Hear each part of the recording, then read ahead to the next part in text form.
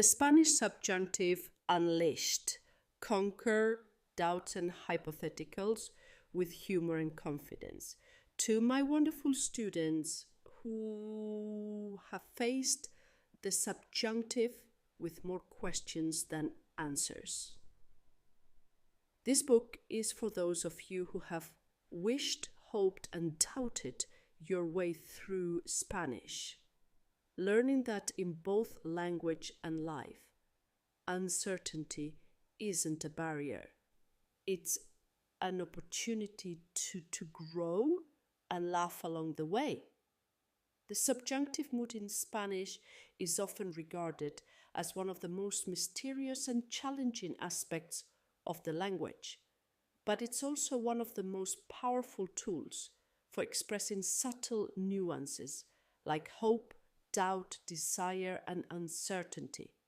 It is a world of possibility, where the speaker conveys not what is, but what might be. In this chapter, we'll explore why the subjunctive exists, how it plays a crucial role in everyday Spanish, and how it differs from the more familiar indicative mood. The subjunctive exists to help speakers express uncertainty, desire, emotion, doubts, or hypothetical scenarios.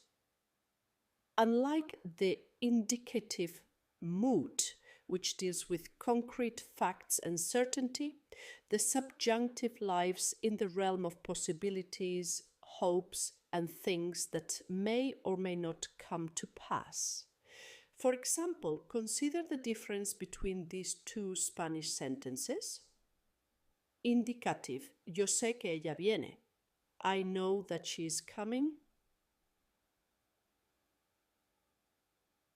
Subjunctive, espero que ella venga. I hope that she comes. The first sentence is a statement of fact. Ella viene, she is coming, indicating something that is certain or known to be true. This is the world of the indicative mood.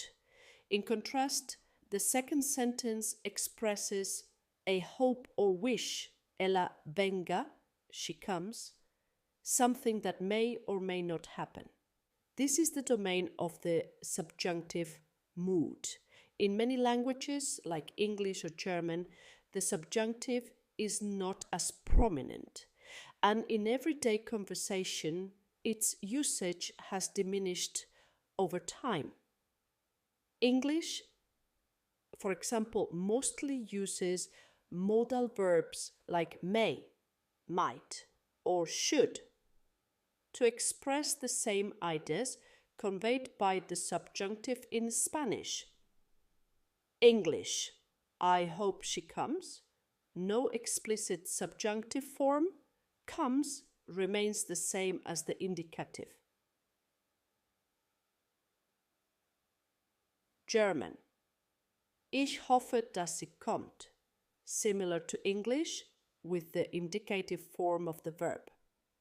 However, in languages like Spanish or French, the subjunctive is essential and frequently used in day-to-day communication. Compare the previous example to its French equivalent. To continue reading, please visit Amazon.